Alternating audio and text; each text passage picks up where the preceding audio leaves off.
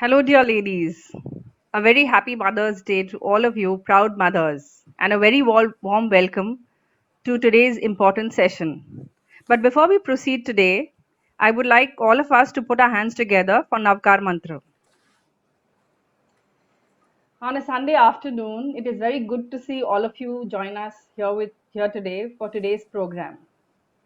On behalf of Jito Ladies Wing, I would like to welcome our Director in Charge, Sumanji Bachawat, our Jito Ladies Wing Chairperson, Sunita Ji Bohra, our Vice Chairperson North, Meenalji Khona, Vice Chairperson South, Lalita Ji Gulecha, Chief Secretary Sonali Ji Dugar, Secretary Sheetal Ji Dugar, Treasurer Jayashri Ji Bhandari, all our zone conveners, project conveners, and co-conveners, my co-convener Shashi Ji Mandut, all chapter chairpersons, chief secretaries, and all my dear JLW members and other mothers attending today's program.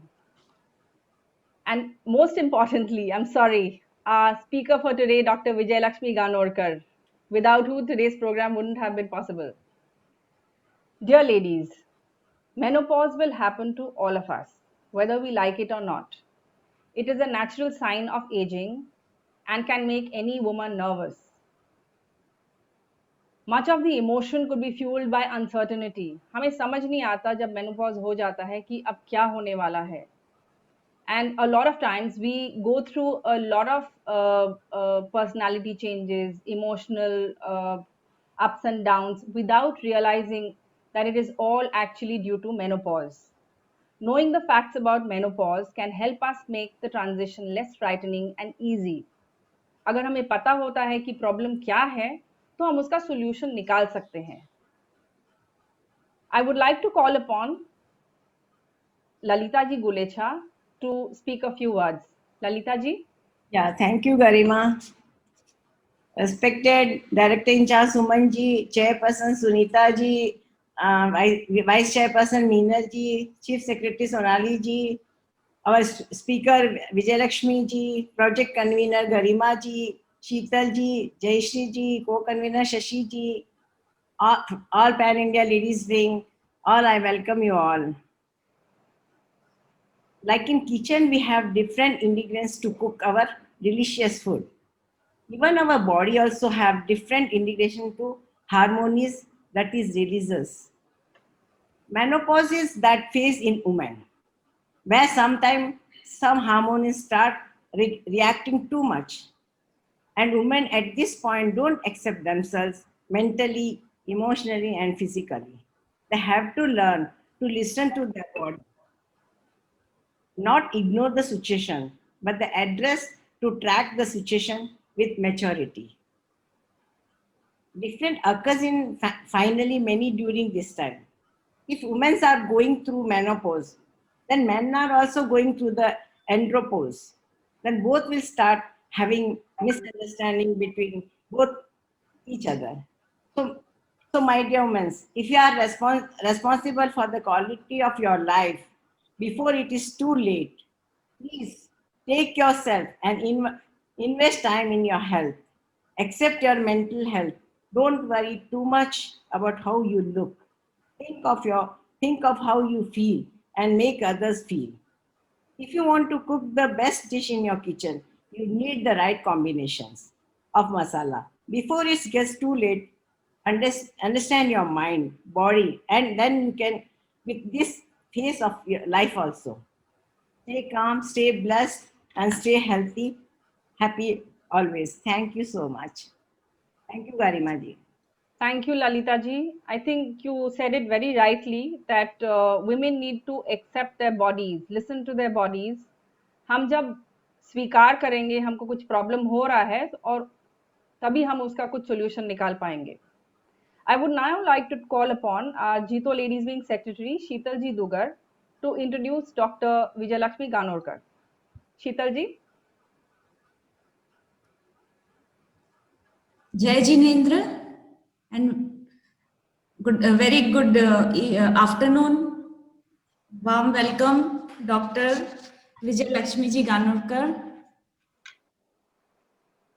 Today, we Jito Ladies Wing welcome Dr. Vijay Lakshmi Ji Ganurkar in our national event on menopause.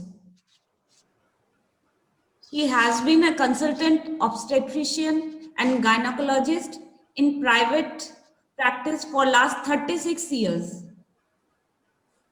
She has an excellent academic career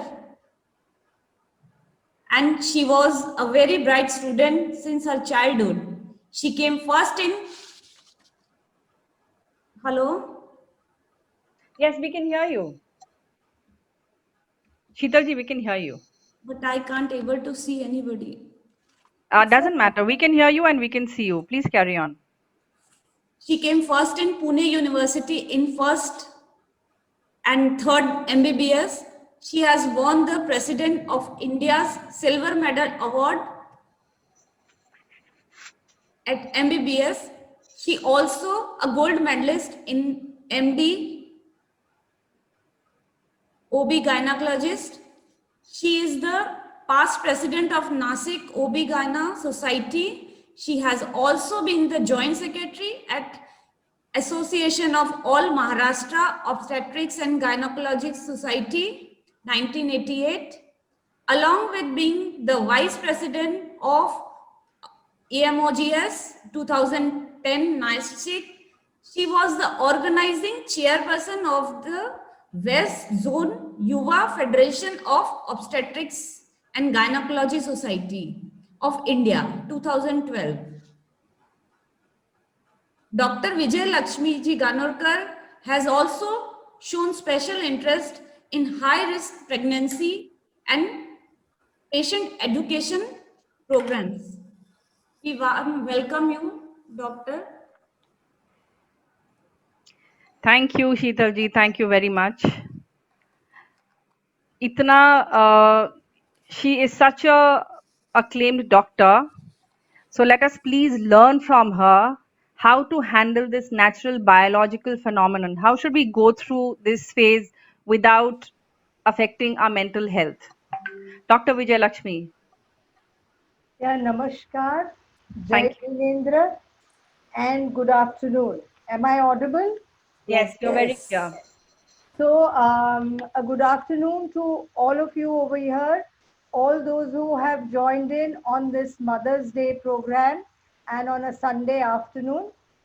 At the outset, I must thank the Jito Ladies Wing office bearers, Dr. Sunita Bora, Dr. Mrs. Bachavat, Mrs. Dugar, Mrs. Garima Ostwal, the convener of this program, Mrs. Shashi Mandot, and all other office bearers of your local and national wing, and all those who have taken a keen interest to organize this program. As all of you all rightly put it, menopause is something of an uncertainty. Sometimes we are worried as to what is happening, and the fear of the unknown is always worse than the fear of the known. So I took up this invitation to speak on menopause, a topic very close to my heart. And I thought that if it would make a difference in anyone's life, then my talking to you here would be all well worth it. So, and especially since you have organized this wonderful program on Mother's Day, despite the fact that all of us are going through a very terrible COVID pandemic, I hope and pray that all of you remain safe and stay blessed wherever we are. This gives us an opportunity to connect virtually with so many more people, which was probably not possible when the pandemic was not there. So there are brighter sides to everything that we come across in life. So similarly, menopause, I think as in the course of my talk, I will assure you that menopause is not a monster, nothing to be afraid of. And so let's understand it. Can I start my screen share? Yes, you can. Sure. Please do. Yeah, please.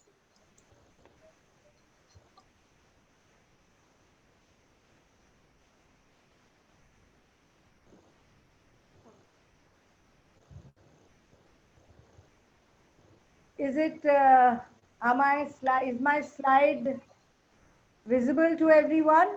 Yes, it is. Okay.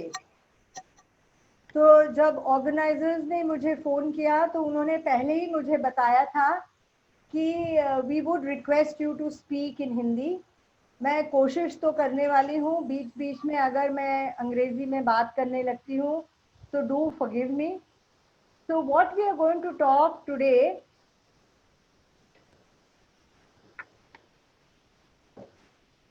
is we are going to talk about menopause. And menopause is something like what is seen on this slide. It's like a change of wind. The winds bring about change. And as the change occurs insidiously and gradually in the sky, so do the changes of menopause occur in our body. And before we know it, we have reached in that period of perimenopause or when menopause is just approaching. And एक ध्यान में रखिए, ये काले बादलों की तरह तो मेनोपॉज नहीं होता. It is like the silver lining to the black cloud.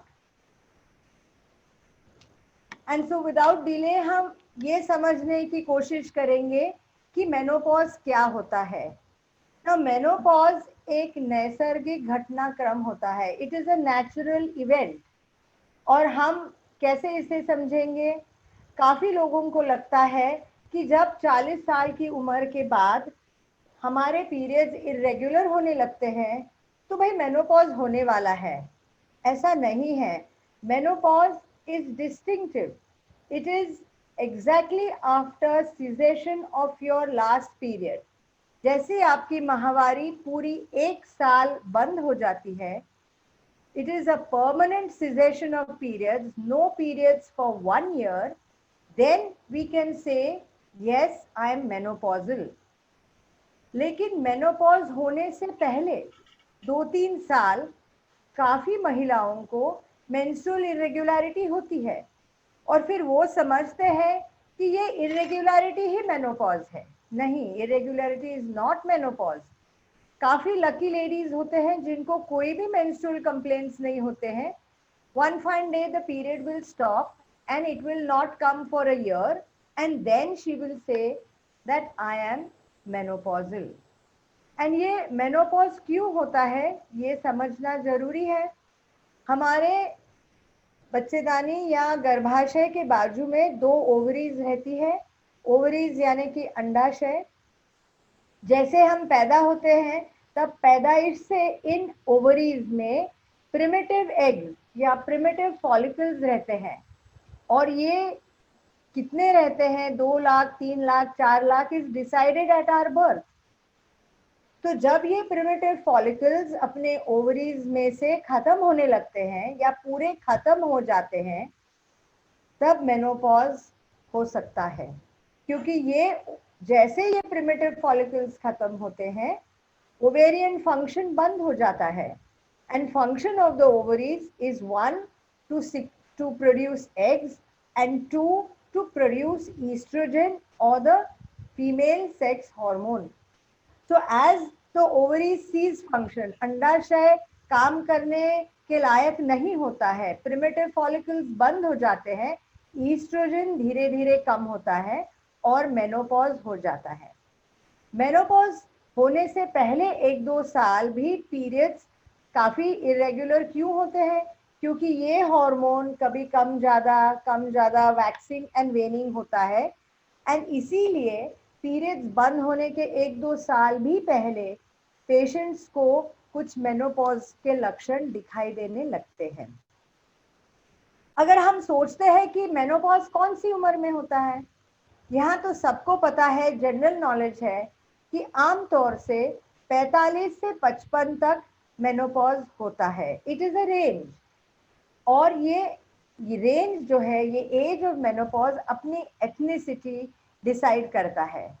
यानी कि Asian women, Indian, Pakistan, Bangladeshi Asian women will have early menopause around 45 to 50. So average age 48 से 50 तक एशियन विमेन का मेनोपॉज का एज रहता है. वैसे हमारे western counterparts, European American ladies will tend to have menopause late, 50 से 55 तक. मैक्सिमम हम 56 ईयर्स यानी 56 साल तक वेट करते हैं। अगर किसी महिला को 56 साल के बाद भी रेगुलर पीरियड्स आते हैं तो ये नॉर्मल चीज नहीं है और इसे गंभीरता से लेके कुछ इन्वेस्टिगेशंस करना जरूरी पड़ता है।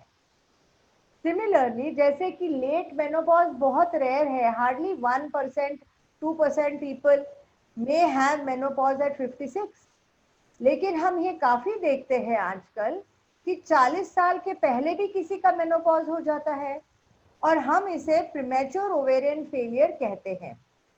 और ये प्रीमेच्योर ओवेरियन फेलियर क्यों होता है?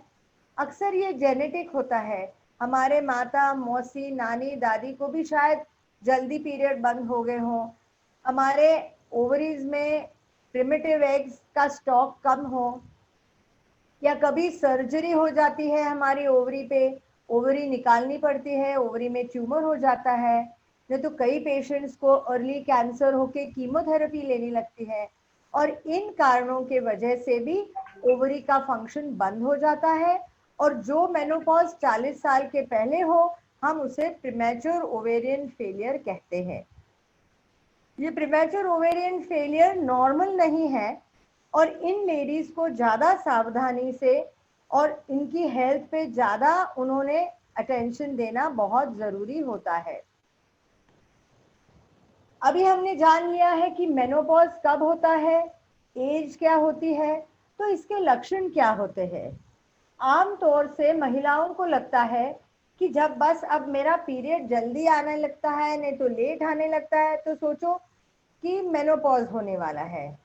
हमेशा ये लक्षण नहीं रहते हैं, लेकिन कई महिलाओं को से 50% महिलाओं को मेनोपॉज एक्चुअली होने के पहले मेंस्ट्रुअल डिस्टर्बेंसेस शुरू हो जाते हैं। कई लोगों को हॉट फ्लशेस महसूस होने लगते हैं और फिर उन्हें लगता है कि शायद मेरा पीरियड अभी 1-2 साल में बंद होगा। कभी रात में एकदम पसीने छूटते हैं, कभी गर्माइश रखती है, you are in an important meeting and you just start sweating and it disturbs you, you really don't know what is happening.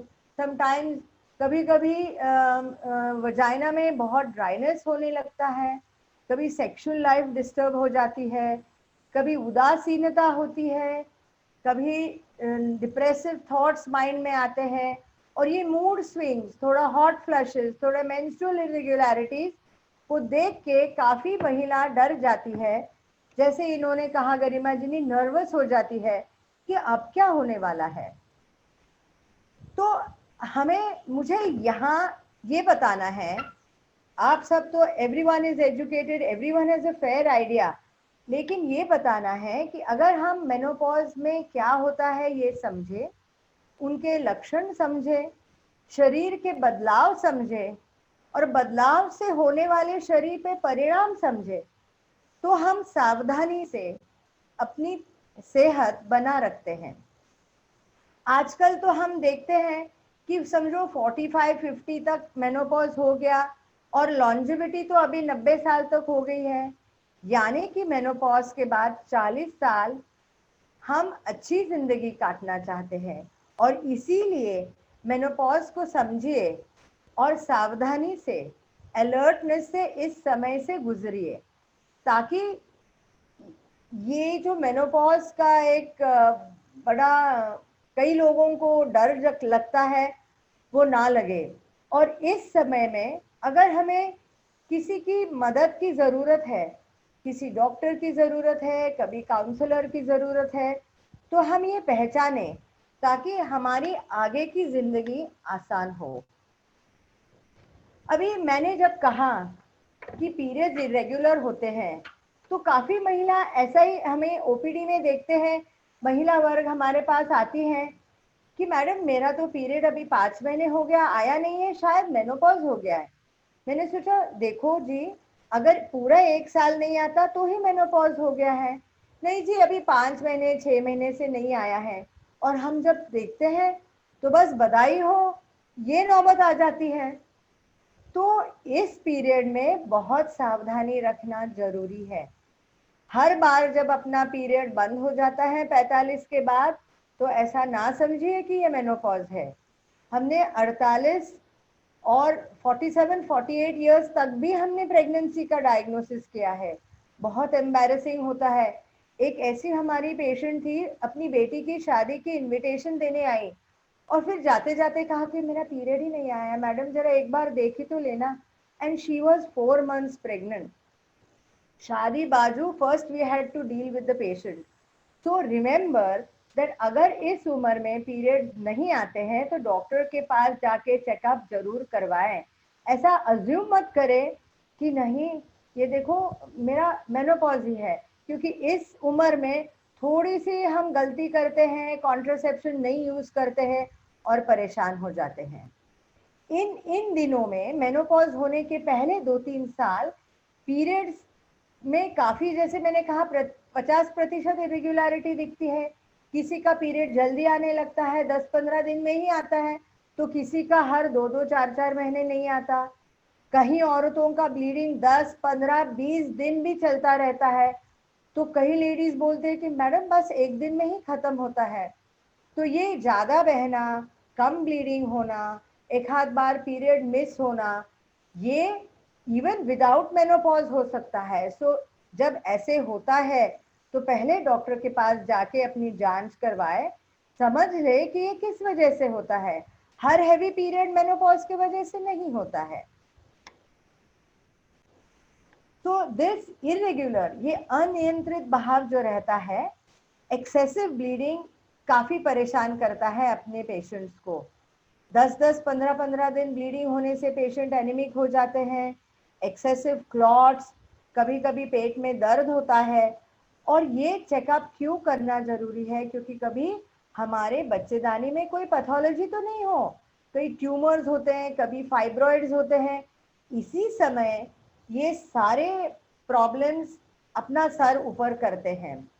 दूसरी बात, अगर 2 पीरियड्स के बीच में स्पॉटिंग हो तो काफी लेडीज को लगता है हाँ ये नॉर्मल है, बीच बीच में स्पॉटिंग होता रहता है, या तो इंटरकोर्स के बाद ब्लीडिंग होता रहता है। ये जो 2 लक्षण हैं कि इंटरकोर्स के बाद ब्लीडिंग होना और बीच बीच में स्पॉटिंग होना, इसे बहुत गंभीरता से लेना जरूरी है। क्योंकि इंटरकोर्स के बाद स्पॉटिंग या ब्लीडिंग होना टोटली एबनॉर्मल है। उस समय आफ्टर 40 हमारे बॉडी में पॉलिप्स हो सकते हैं, जैसे मैंने कहा, फाइब्रॉइड्स हो सकते हैं, कभी कभी कैंसर की भी शुरुआत हो सकती है। और इन सभी बीमारियों के लक्षण यही तो रहते हैं। तो ज्यादा सावधानी से हमें इसकी तरफ देखना चाहिए। हर ब्लीडिंग का प्रॉब्लम मेनोपॉज की वजह से है और उसके ऊपर ध्यान नहीं दे, ऐसा कभी नहीं करना चाहिए। और ये हॉट फ्लशेस, इसके बारे में तो बहुत से लोग लिखते हैं, पढ़ते हैं, चर्चा भी करते हैं कि भाई मुझे हॉट फ्लशेस आने लगते हैं। तो ये हॉट फ्लशेस होते क्या है? एक्चुअली क्या होता है कि ईस्ट्रोजन हार्मोन जो रहता है वो अपने शरीर के वैजोमोटर कंट्रोल के लिए बहुत महत्वपूर्ण रहता है। इससे बॉडी का temperature, cooling, sweating, everything is controlled. लेकिन जैसे ये ईस्ट्रोजन कम होने लगता है तो वैजोमोटर कंट्रोल अपने बॉडी का कम होने लगता है। शरीर के ऊपरी भाग में, ज्यादा करके फेस, नेक, ईयर्स, एकदम चेहरे पे बहुत गर्मी महसूस होती है। इतने तक कि सामने वाला आदमी देखता है कि पूरे लाल हो गई हैं, इनको क्या हो गया है। और उसके बाद में स्वेटिंग होने लगता है और स्वेटिंग के बाद ठंड होने लगती है। तो पेशेंट में समझ में नहीं आता, उनको कंफ्यूजन हो जाती है। अभी 1 मिनट में गर्मी लग रही है, अभी 1 मिनट में ठंडी लग रही है, और इससे वो परेशान भी होते हैं और चिड़चिड़ापन भी होता है, फटीग भी होते हैं, एग्जॉस्ट भी होते हैं। तो ये जो मैं आपको अभी स्लाइड शेयर कर रही हूँ, इसमें बिल्कुल टेक्निकली बहुत सुंदर दिखाया है कि पहले बॉडी टेम्परेचर बढ़ता है, स्किन का ब्लड फ्लो बढ़ता है और अपने हार्ट रेट बढ़ते हैं, पैल्पिटेशंस होने लगती हैं। फिर ऊपरी भाग में there is intense feeling of heat and reddening of the whole body, followed by again severe palpitations and intense sweating and followed by shivering. So if we understand this कि ये क्यों हो रहा है, मेरे बदन में ईस्ट्रोजन कम हो रहा है, ये अभी होने वाला है। मेनोपॉज एक्चुअली के पहले 2-3 साल से ये शुरू होता है और मेनोपॉज के बाद भी 2-3 साल तक चलता है। कई लकी लेडीज को तकलीफ कम होती है, कई महिलाओं को बहुत परेशानी होती है, लेकिन it is normal, it happens to everyone. मेरे नानी दादी को भी हुआ, लेकिन उनसे तो मैंने कभी ये सुना नहीं कि पसीने छूट रहे, बट शायद कहती होंगी जरा गर्मी लग रही है बेटा पंखा जलाओ, लेकिन इसके अलावा तो किसी ने कोई कंप्लेन और ये नहीं किया। तो उसी तरह से अगर हम ये एक्सेप्ट करें कि थोड़ी कम ज़्यादा हिसाब से ये हॉट फ्लशेस होने वाले हैं, ये परमानेंट नहीं है, ये जैसे बादलों की तरफ इंसीडियसली आए वैसे ही ये बादलों की तरफ इंसीडियसली जाने वाले हैं। तो we have to cope with it and deal with it while we are suffering. The next problem that bothers our women कि बहुत सारी महिलाएं, ये इनको तकलीफ तो होती है लेकिन हमारे ओपीडी में कम आती है इसके वजह से, और this is the complaints of vaginal dryness.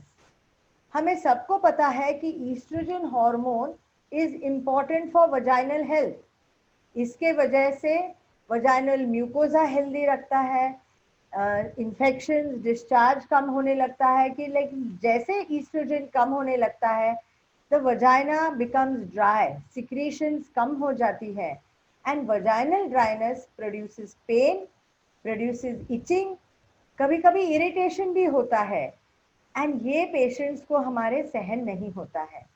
Intercourse में पेन होने लगता है, अपना सेक्सुअल लाइफ अफेक्ट होता है, मैरिटल लाइफ में झगड़े होने लगते हैं और उनको समझ में नहीं आता कि मैं क्या करूं, लेकिन लेडीज शर्माती हैं और डॉक्टर के पास नहीं जाती।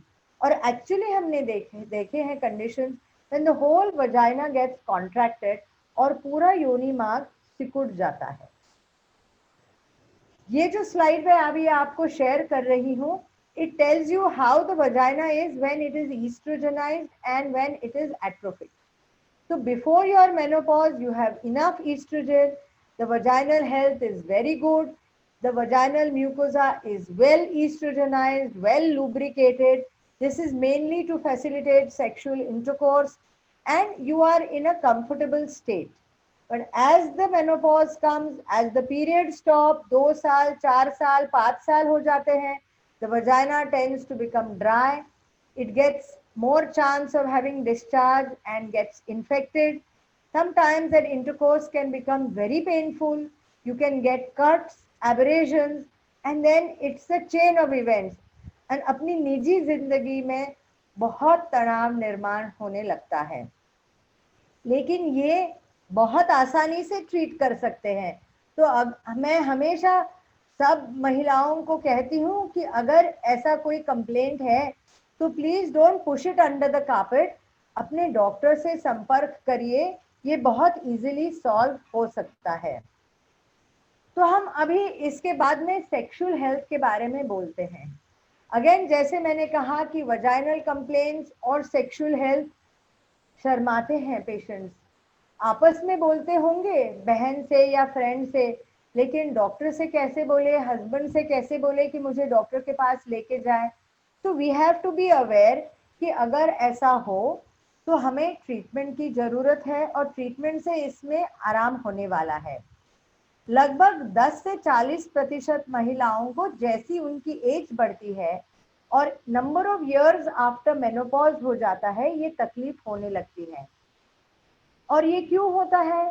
सूखापन आ जाता है, वजाइनल इलास्टिसिटी कम हो जाती है, लचीलापन कम हो जाता है, that vagina does not stretch anymore and it can cut, and if there are cuts and abrasions then of course pain ज़्यादा होता है और हमें इंटरकोर्स में रुचि नहीं लगती है।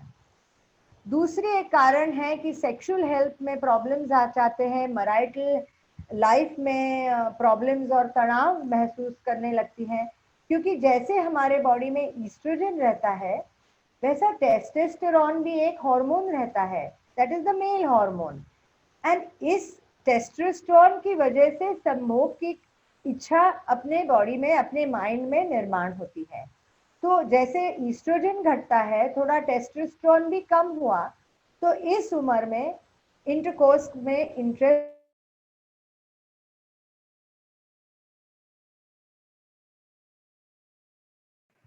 Hello, doctor, we can't hear you. I think.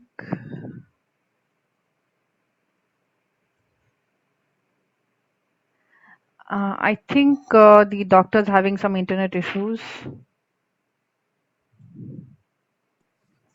We'll wait for some time. Yeah. So very eye-opening session.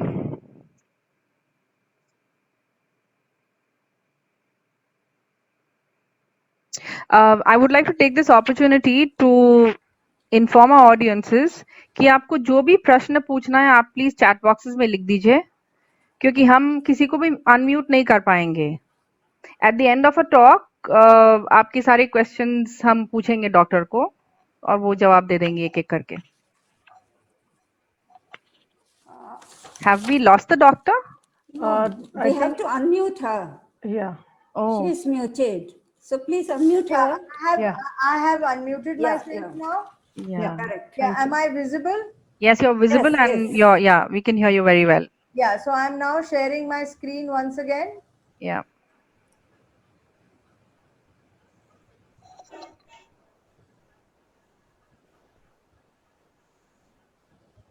One minute, I'll go back to my presentation.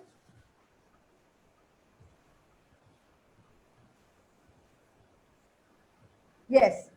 So हम सेक्सुअल हेल्थ के बारे में बात कर रहे थे कि किसी को इस उम्र में अगर प्रॉब्लम्स हो, वजाइनल ड्राइनेस हो या इंटरकोर्स में पेन हो तो ट्रीटमेंट लेना बहुत ज़रूरी है. शर्म के वजह से इसको कार्पेट के नीचे पुश करना, नहीं तो इसके ऊपर ध्यान नहीं देना, क्योंकि a good healthy sexual life is very important. और ये एक आई मस्ट से एक मिथ है, एक गलत सोच है कि मेनोपॉज के बाद लेडीज को सेटिस्फैक्टरी सेक्सुअल लाइफ नहीं हो सकती है. ये गलत है. अगर आप और आपके पार्टनर्स आपके बॉडी के चेंज के हिसाब से अडेप्ट करें तो you can have a very satisfactory sexual life for many years after intercourse. It is very important to keep on having sexual activity and not totally stop. कि menopause हो गया तो I have to stop. So many women have many such misconceptions and myths. So they are capable of having a very satisfying and a fruitful marital life even in their elderly age. And as I said, sometimes you need a little counseling, sometimes you need a little treatment. Sexual and vaginal symptoms, hot flushes के बाद में अगर हम किसी complaint देखते हैं तो menopausal ladies में काफ़ी नींद की समस्या होने लगती है. नींद की समस्या निद्रा नाश से लेके कम नींद होना, ज़्यादा नींद होना, और ये बहुत कॉमन रहता है और इसकी वजह जानना भी बहुत ज़रूरी है. 2-3 प्रॉब्लम्स इस एज में आने लगते हैं कि जैसे हमें मेनोपॉज के प्रॉब्लम्स सेट इन होते हैं, हार्मोन्स कम हो जाते हैं, हॉट फ्लैशेस और नाइट स्वेट से हमारी नींद खुल जाती है और फिर दोबारा नींद लगना it may be a little difficult. वैसे ही एडवांसिंग एज से रिक्वायरमेंट ऑफ स्लीप रिड्यूसेस. तो जल्दी सो जाते हैं तो 3-4 बजे उठ जाते हैं. अगर बहुत लेट नींद आती है 1-2 बजे तो 7-8 बजे तक नींद खुलती नहीं है और ये सब चीज़ों से पेशेंट्स बहुत परेशान होते हैं. दूसरा ये समझिए कि इस उम्र में जैसे मेनोपॉज के बाद 10-15 साल हो जाते हैं, काफ़ी महिलाओं को पेशाब की तकलीफ शुरू होती है. रात के समय ज़्यादा पेशाब होने लगती है, बार बार उठने लगते हैं. कई लेडीज़ को जॉइंट पेन्स है, कई का नी रिप्लेसमेंट हुआ है, कई की कमर का दर्द है और ये बार बार नींद खुलने से भी निद्रा नाश हो सकती है. This is actually a beautiful photograph by Salvador Dali. He is a famous painter and this is a painting on sleep. The next thing that we must understand कि ये cognitive changes जो हमारे mental state में होती है, इसका बदलाव समझना बहुत ज़रूरी है. ये भी वो बादलों की तरफ बहुत insidiously होने लगता है. Suddenly we realize कि मेरी चाबी कहाँ गई, अभी मुझे प्रोग्राम जाना है और चश्मा ही नहीं मुझे मिल रहा है, तो शायद मेरा प्रेजेंटेशन ही कहीं और गया है.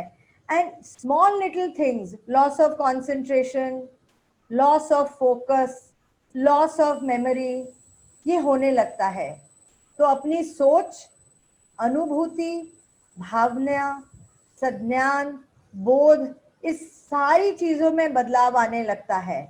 और ये जितने जल्दी हम समझे उतना अच्छा है. ये सिर्फ मेनोपॉज की वजह से नहीं होता है. हाँ, थोड़ा कंट्रीब्यूशन तो ईस्ट्रोजन से होता है, because the estrogen is the feel good hormone. When you have enough estrogen, you are in control of your life. और ईस्ट्रोजन जब कम होता है, सारी चीजें थोड़ी सी बिगड़ने लगती है. लेकिन ज्यादा कर एडवांस्ड एज में हम ज्यादा कॉग्निटिव प्रॉब्लम्स देखते हैं. और ये कॉग्निटिव प्रॉब्लम्स जिन लेडीज को स्ट्रेस, तान तनाव रहता है, इसमें ज्यादा पेशेंट्स को कॉग्निटिव प्रॉब्लम्स होता है. और अगर ये हम समझे तो बाद में मैं सॉल्यूशंस में बताऊंगी कि ये कॉग्निटिव चेंजेस के लिए जो शरीर में बदलाव होते हैं, जो हमें ब्रेन में चेंजेस होते हैं, कि उसके लिए हमें क्या करना चाहिए. ये मूड डिसऑर्डर्स तो बहुत ही कॉमन है. इतना कॉमन है कि अगर कई 4 पुरुष बातें करते होंगे तो वो जरूर बात करते होंगे कि शायद मेरे बीबी का मेनोपॉज होने वाला है. आजकल उसके बहुत ही मूड स्विंग्स होते हैं.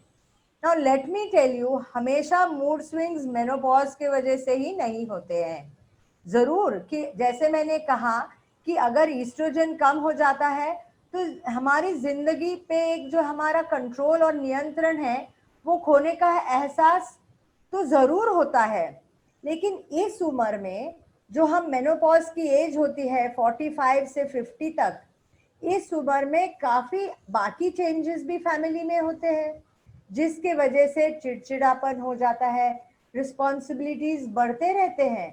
देखो, बच्चे अभी पढ़ाई कर रहे हैं, किसी के शादी हो जाती है, कोई अमेरिका चला जाता है, husbands are getting busier and busier, they are thinking of having more expansions in their business and they are expecting you to cope up with it.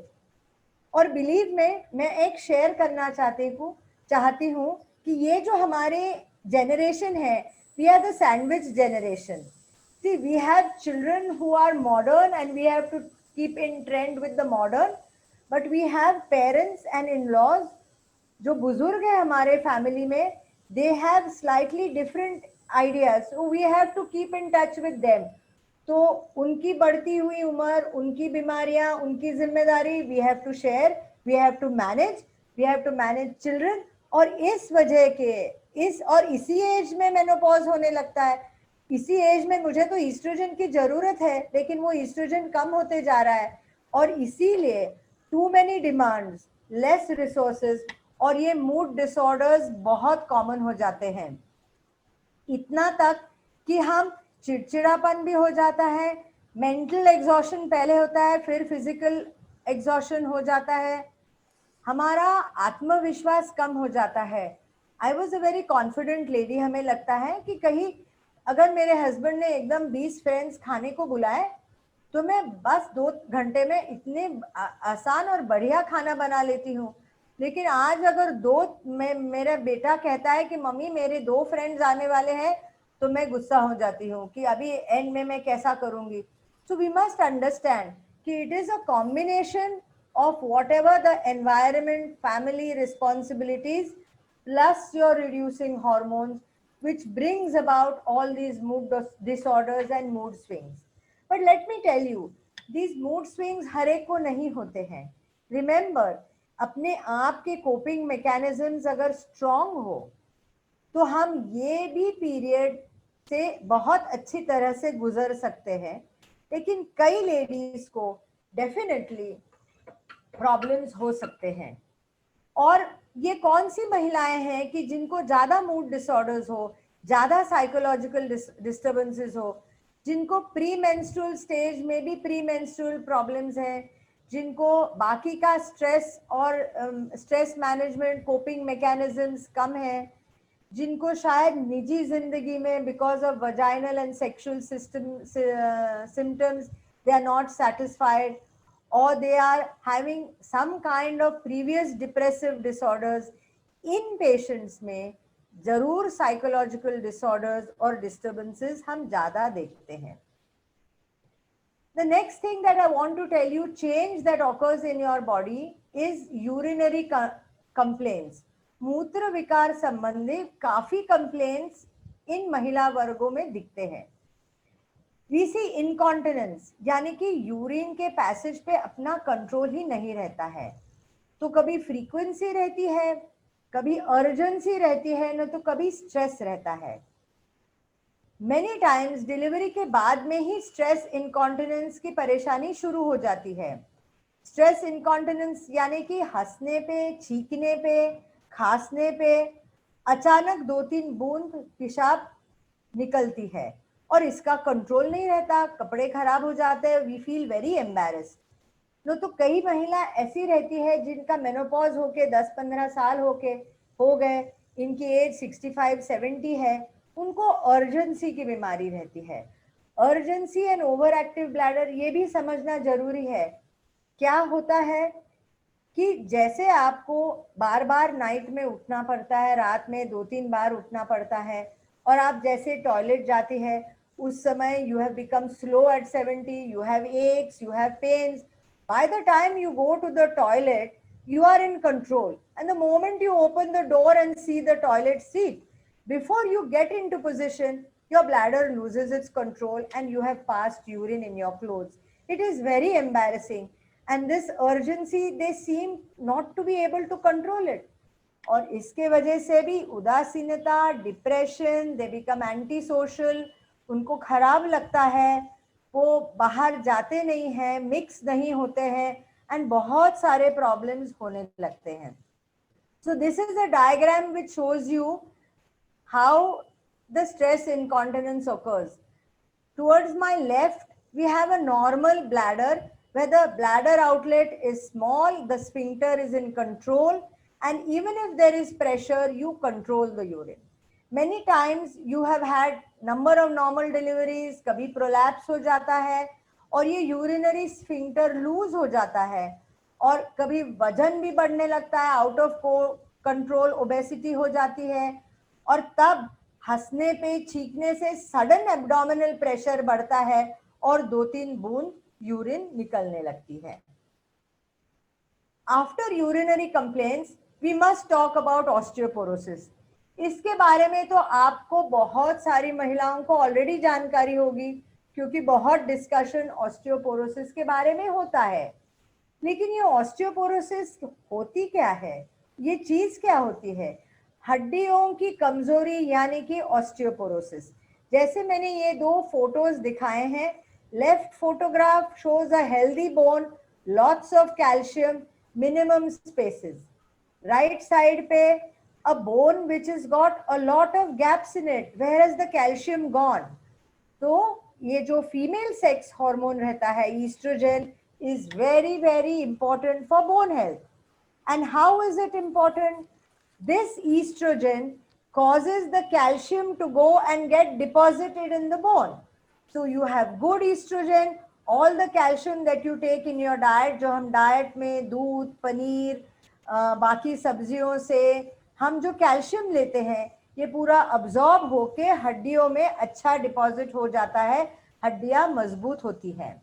लेकिन जैसे पीरियड्स बंद हो जाते हैं, ईस्ट्रोजन बंद हो जाता है, ये कैल्शियम प्रति साल, हर साल में 1 या 2% ये कैल्शियम घटने लगता है. तो समझिए अगर किसी को मेनोपॉज होके 10 साल हो गए तो कम से कम 15-20% तो उसकी हड्डी कैल्शियम डेफिशिएंट हो ही गई है. किसी की उम्र अगर 75 साल हो, इसके मेनोपॉज को 25 साल हुए हैं, तो अगर हमने प्रॉपर केयर नहीं लिया तो 50% बोन लॉस वही होने वाला है. इससे फ्रैक्चर की संभावना बढ़ती है, हड्डी कमजोर हो जाती है, कलाई की हड्डी, कमर की हड्डी, रीढ़ की हड्डी, रिब्स, फसलियों में भी फ्रैक्चर्स होने लगते हैं. और ये ऑस्टियोपोरोसिस के भी कोई रिस्क फैक्टर्स होते हैं. जो लेडीज अच्छा एक्सरसाइज करती है, जिनका डाइट कैल्शियम में एडिक्वेट है, जिसके ओबेसिटी नहीं हो, जिसकी फैमिली हिस्ट्री नहीं हो, उनको ऑस्टियोपोरोसिस कम होता है. टोटली प्रिवेंट तो नहीं कर सकते, लेकिन इंसिडेंस कम हो जाता है। और एग्जैक्टली ऑपोजिट, बढ़ती हुई उम्र हो, आपके माता पिता को पहले से ही ऑस्टियोपोरोसिस की बीमारी हो, आपका वजन ज्यादा हो, आपको arthritis, knee joint, hip joint के प्रॉब्लम्स हो, आप एक्सरसाइज आइदर सीरियसली नहीं कर रही है या कर नहीं पा रही है, नहीं तो कोई बीमारी के वजह से लॉन्ग टर्म स्टीरॉइड्स ले रही है, किडनी लिवर की बीमारी है, इन पेशेंट्स को ऑस्टियोपोरोसिस हमेशा ज्यादा होता है। तो अब समझे कि ईस्ट्रोजन के हार्ट के ऊपर क्या असर होता है। Again oestrogen is protective for your heart. तो इमेजिन मेनोपॉज होने से पहले 40-50 साल तक लेडीज को हार्ट अटैक नहीं होता, भले जेंट्स को ज्यादा हार्ट अटैक हम देखते हैं because of other pressures of business और व्हाटएवर। बट वंस मेनोपॉज हो जाता है, ईस्ट्रोजन कम होने लगता है, our heart is no longer protected, so what we have is increased tendency for heart attack. 65-70 में लेडीज को ज्यादा करके हार्ट अटैक हो सकता है, नहीं तो ज्यादा करके स्ट्रोक्स हो सकते हैं। ये क्यों होने लगता है? क्योंकि ईस्ट्रोजन जैसे बंद हो जाता है तो हमारा कोलेस्ट्रॉल पूरा बिगड़ जाता है, लिपिड प्रोफाइल ऊपर नीचे होने लगती है। अगर हम इस एज में कॉशियस ना रहें, डाइट और एक्सरसाइज के बारे में ना सोचे और हाई कोलेस्ट्रॉल अगर होता रहता है तो ये कोलेस्ट्रॉल अपने ब्लड वेसल्स में डिपॉजिट होता है, और डिपॉजिट होने के वजह से अगर कोरोनरी हार्ट वेसल्स में कोलेस्ट्रॉल डिपॉजिट हो गया तो हार्ट अटैक होने, एंजाइना होने की टेंडेंसी हो जाती है। अगर ब्रेन के ब्लड वेसल्स में कोलेस्ट्रॉल हो गया तो स्ट्रोक हो जाता है। तो ये सब प्रॉब्लम्स मेनोपॉज के वजह से होने लगती है। So we have to protect our bones, we have to protect our heart after menopause. बहुत सारी महिलाओं को लगता है कि देखो अभी मेनोपॉज हो गया तो मुझे कैंसर हो जाएगा। तो मेनोपॉज से कैंसर नहीं होता, ये भी एक गलत फहमी है, ये अपने माइंड से निकाल दो। मेनोपॉज और कैंसर का आपसी संबंध नहीं है, लेकिन कैंसर बढ़ती हुई उम्र में होता है और उसी समय मेनोपॉज हो जाता है। तो हम ये दोनों का प्रमाण, मेनोपॉज भी होना और कैंसर की टेंडेंसी ज्यादा होना बढ़ती हुई उम्र में हम देखते हैं। So it is very important कि इस एज में 40 के आसपास ही, यानी मेनोपॉज से पहले, और अगर तब हम ध्यान नहीं दे पाए तो at least after menopause regular screening test for cancer जरूर हमने करनी चाहिए और हमने उसके बारे में सोचना चाहिए। अभी मैं एक लास्ट पॉइंट ये बोलना चाहती हूँ अबाउट पोस्ट मेनोपॉजल ब्लीडिंग। काफी लोगों को लगता है, बहुत सारी महिलाएं हैं जो ओपीडी में आती है और कहने लगती हैं कि देखो जी मेरा तो मेनोपॉज 2 साल पहले हो गया, लेकिन शायद मेरी उम्र 45 ही थी और अभी फिर से मेरे पीरियड्स शुरू हो गए। तो हम पूछते हैं कि बहन जी कितने महीनों से ब्लीडिंग हो रहा है? अभी पूरी 1 साल से हो रहा है, लेकिन वो इररेगुलर है, कभी होता है कभी नहीं होता है। तो ये महिला ने ये सोचा है कि मेनोपॉज के बाद में ब्लीडिंग नॉर्मल है, लेकिन ये मैं इसी फोरम में आपको, इसी प्लेटफॉर्म में कहना चाहती हूँ, बताना चाहती हूँ कि post menopausal bleeding is never normal. अगर पीरियड्स बंद होके पूरे 1 साल हो गया है, उसके बाद में एक बूंद भी ब्लड गया है, या एक दिन भी गया है, या एक पीरियड के जैसा भी फ्लो हुआ है, इट इज ऑल एबनॉर्मल। और ये रक्तस्राव कभी भी निग्लेक्ट नहीं करना चाहिए, गंभीरता से लेना बहुत ही जरूरी है, जांच करवाना जरूरी है, क्योंकि ब्लड देख के तो पता नहीं चलता है कि किस वजह से हो रहा है। इसी उम्र में कैंसर हो सकता है, और अगर सर्वाइकल कैंसर हो, यूट्राइन कैंसर हो तो ब्लीडिंग ही होगा। कभी कैंसर नहीं होता है लेकिन पॉलिप्स डेवलप हो जाते हैं और उसके वजह से भी ब्लीडिंग होता है। So no post menopausal bleeding is normal. और जब भी ये होता है तो इमीडिएट डॉक्टर के पास जाना है, जांच करवाना है। और जांच कैसी करवाना है? Internal examination is a must, pap smear is very very important. ये pap smear is a screening test for cervical cancer. Sonography is very important, क्योंकि सोनोग्राफी से हमें पता चलेगा कि बच्चेदानी के अंदर क्या हो रहा है.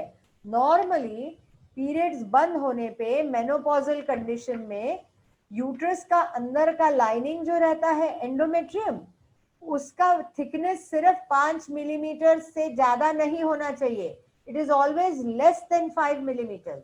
और अल्ट्रासाउंड से हमें पता चलता है कि ये अगर लाइनिंग थिक हो गया है 10 millimeters 12 millimeters, there is something wrong. Either I have a polyp और something is growing inside my uterus and मुझे ये निग्लेक्ट नहीं करना चाहिए.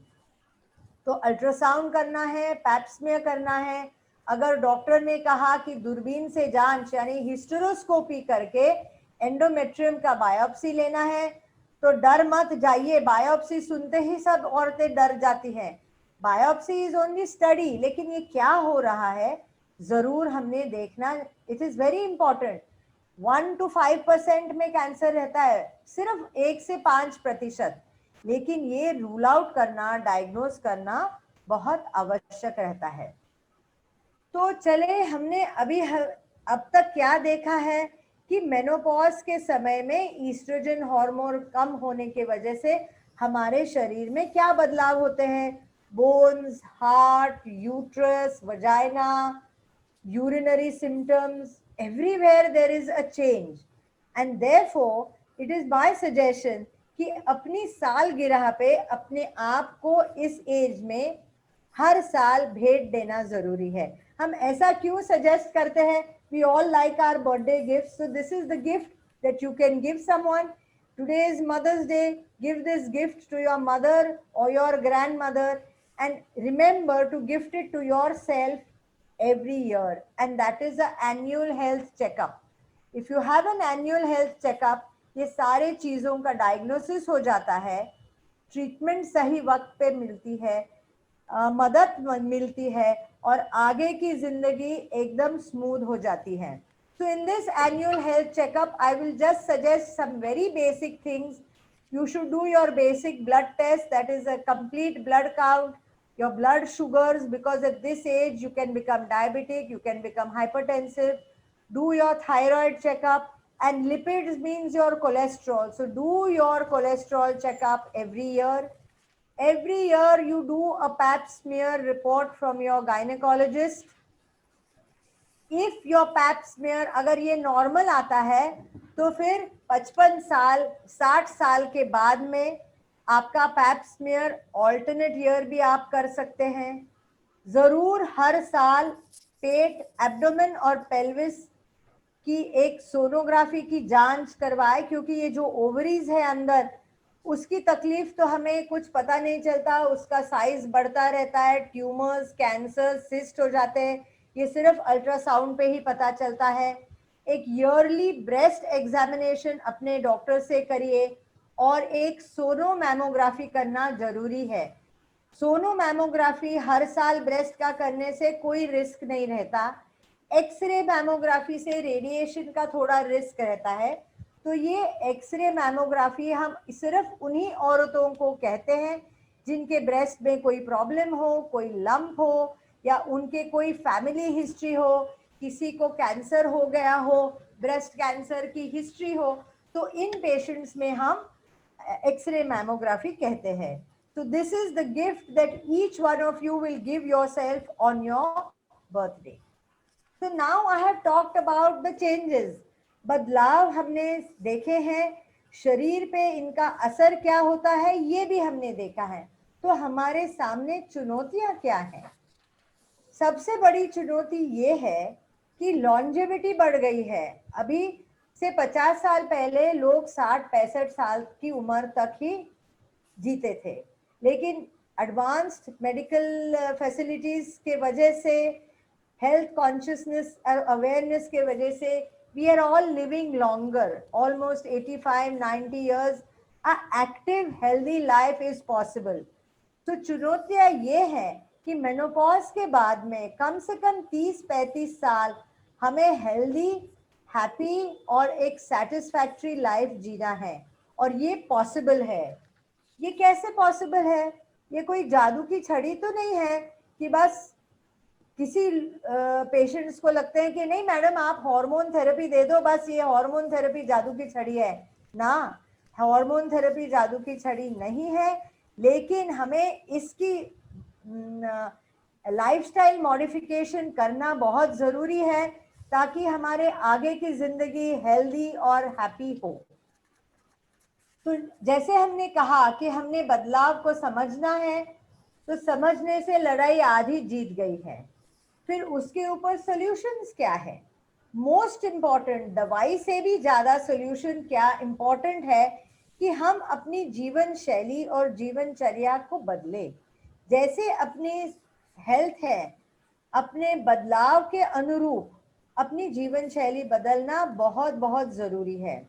अब तक 45 साल तक शायद हमने एक्सरसाइज को ज़्यादा अटेंशन नहीं दिया। हमारी रिस्पॉन्सिबिलिटीज ही इतनी थी, बच्चे हैं, फैमिली है, इन लॉज है, पेरेंट्स है, बुजुर्ग है, तो we had no time. But now we have all the time. Remember, husbands are busy, children are busy, and we have time for ourselves. So we must find time to exercise, व्यायाम करना चाहिए, हमारे खाने पीने के तरीके बदलने चाहिए, और हमने थोड़ा सा हमारा दृष्टिकोण फ्रॉम सेल्फ ऑल्सो टू समाज यानी कि सोशल वर्क करना बहुत जरूरी है। So let us talk about hormone therapy. There are a lot of misgivings in the community. There are a lot of शायद कुछ सोच गलत है, कहीं सही है, लेकिन इसके बारे में हम जानेंगे। ये हार्मोन थेरेपी क्या है? फीमेल हार्मोन्स दो रहती हैं, एक है ईस्ट्रोजन, एक है progesterone.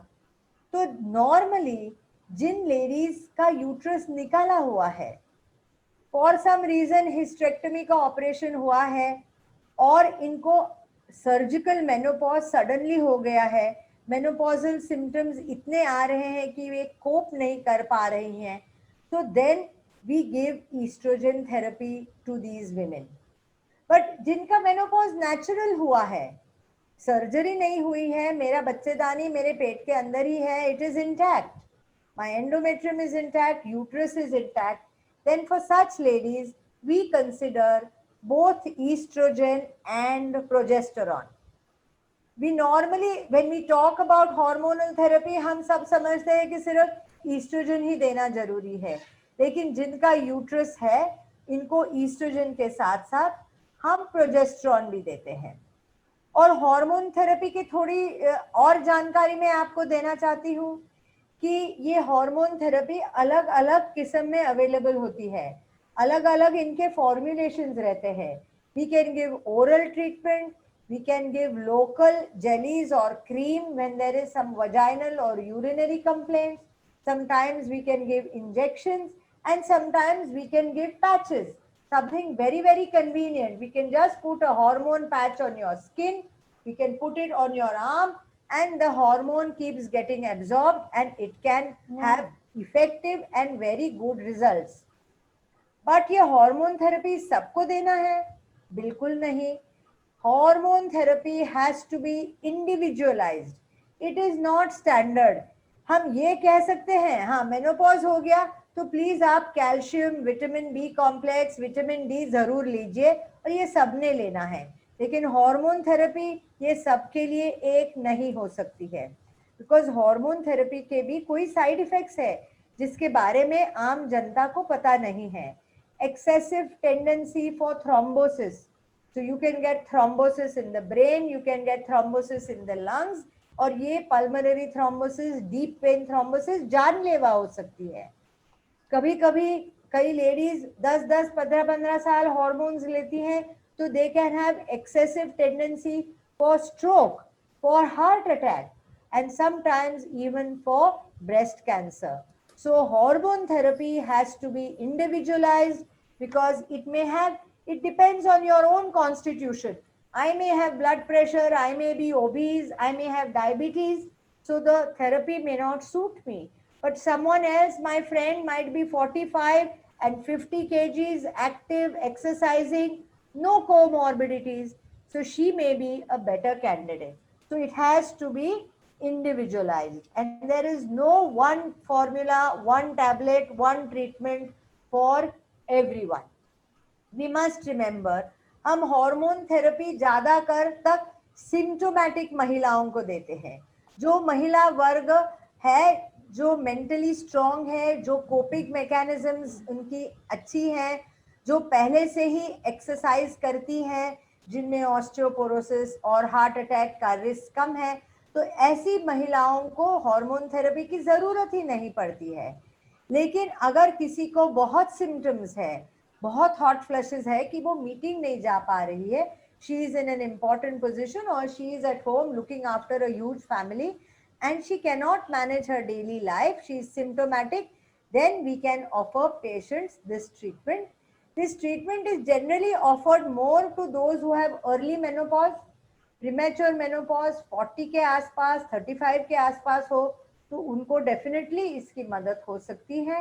And immediately after normal menopause, कि you have a lot of vaginal symptoms, hot flushes, you need help, we give hormone therapy maybe for 3 years, 5 years, immediately after menopause, because at some time you have to know that you have to be able to cope with estrogen deficient state.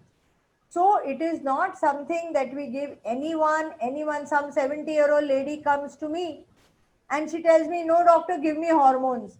No, we have to counsel her and then do what is best for her.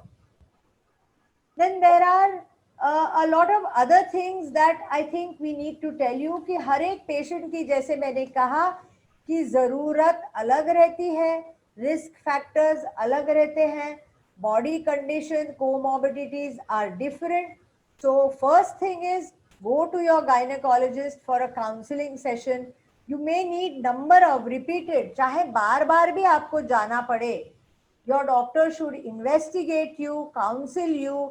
आप अच्छी तरह से उनसे परामर्श करें and then we decide whether you need hormone therapy and then if you need, what do you need.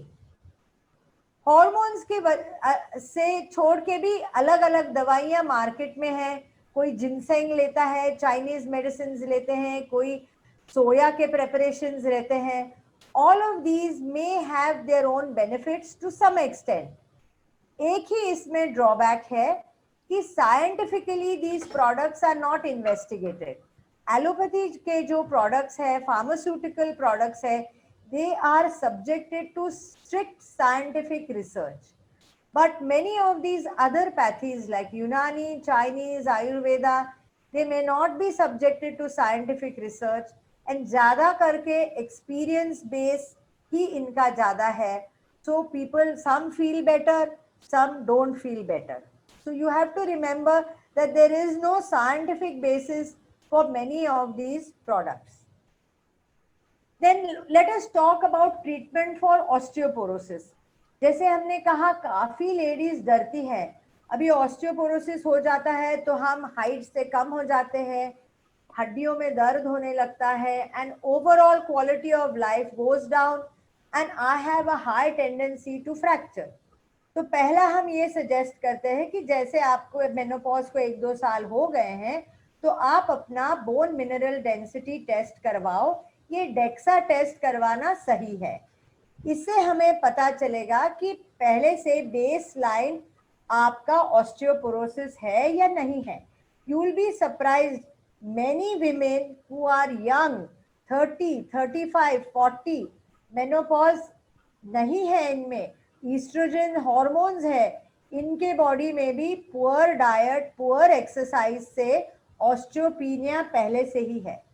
तो ये ladies ज्यादा करके ऑस्टियोपोरोसिस इनको जल्दी भी होगा और ज्यादा इंटेंसिटी में भी होगा.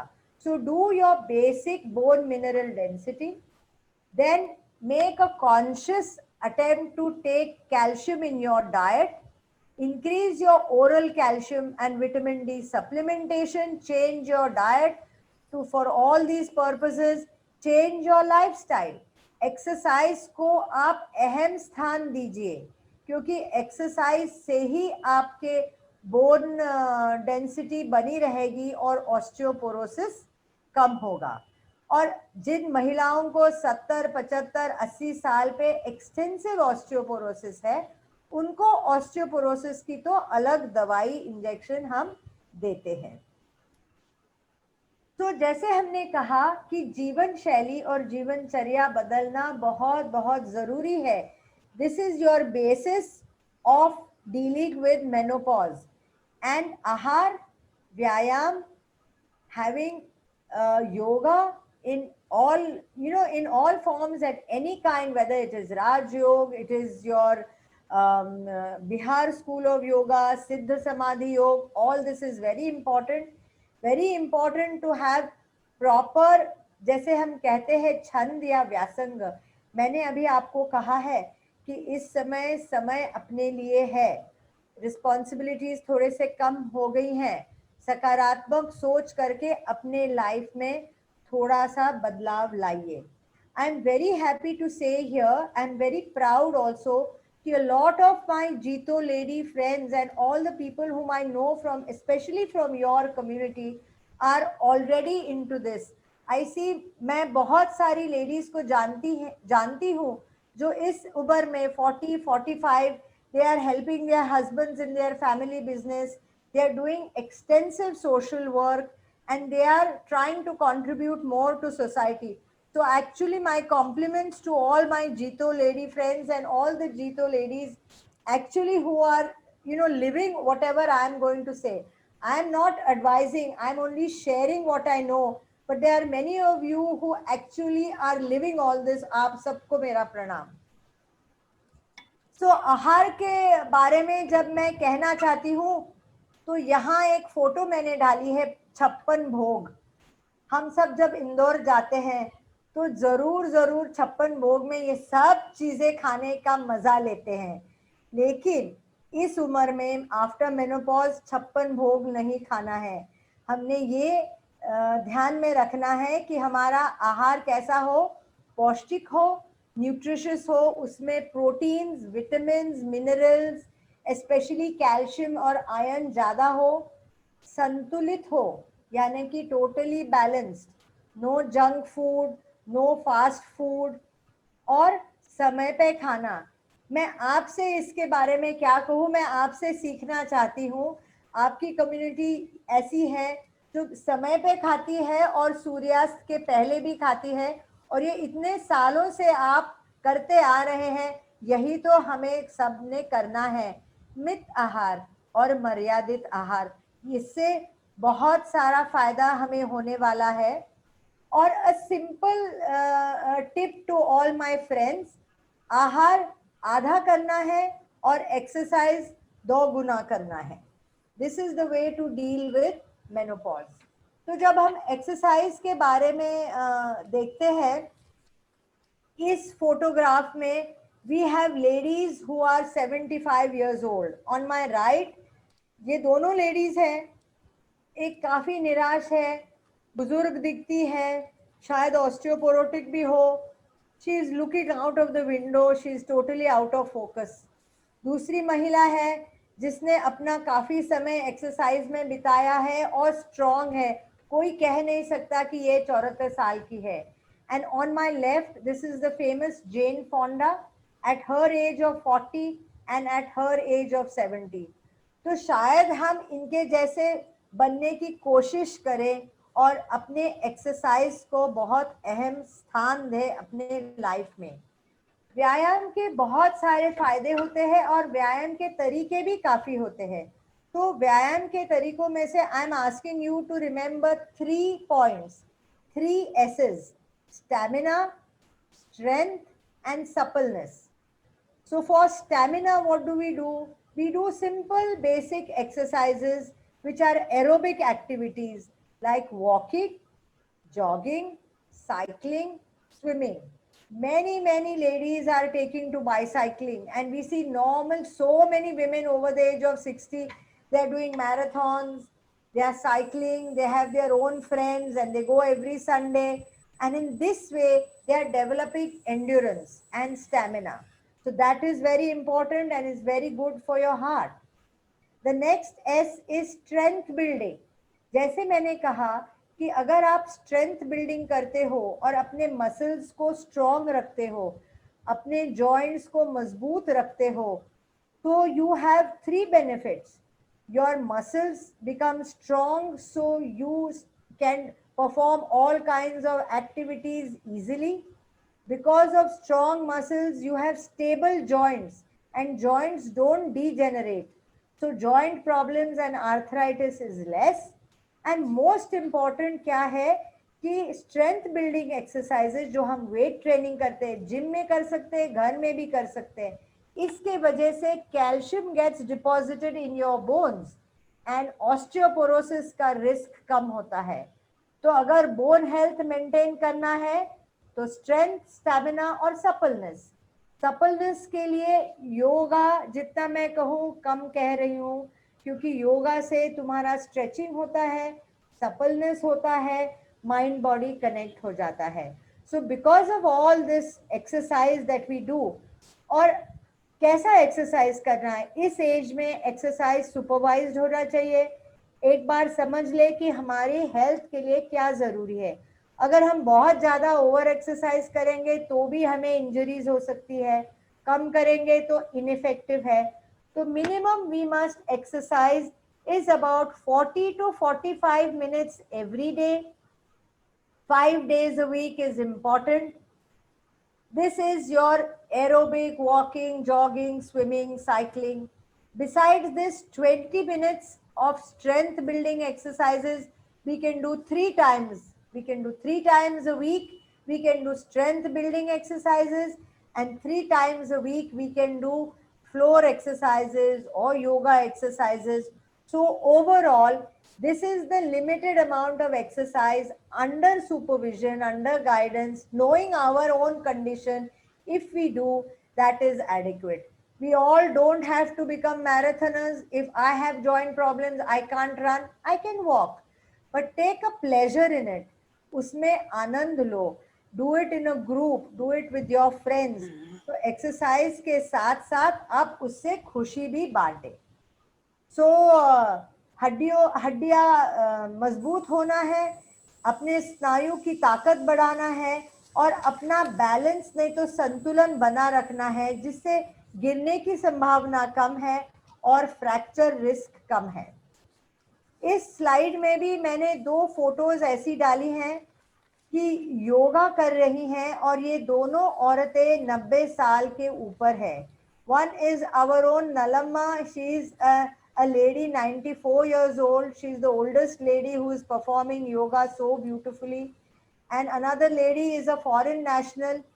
They are also taking to yoga in a big way, and it helps your mind body connect. It helps your mind to be calm. It reduces your palpitation, reduces your anxiety, induces relaxation. If you do yoga nidra also, it keeps your mind at rest and peace, and it strengthens your coping mechanism. Especially in this pandemic, we all need it. We need to cope up with what is there. The pranayam helps our lung capacity and our breathing, and yoga and our mind body connect helps our overall fitness. So it is very important. अगर अब तक आपने योगा नहीं किया हो तो it is never too late. You can begin at any age, but remember to do it lifelong. It is really and truly beneficial. Now here, this is a picture which is showing many things. How do you keep your mind young, alive and alert? Remember हमने कहा था कि cognitive changes बहुत easily हो जाते हैं, memory loss हो जाता है, and sometimes you become so forgetful, so out of focus, and there is a tendency to develop Alzheimer's and dementia after the age of 70 and 75. So keep your mind alert. It is never too late to start a hobby, to learn a new skill.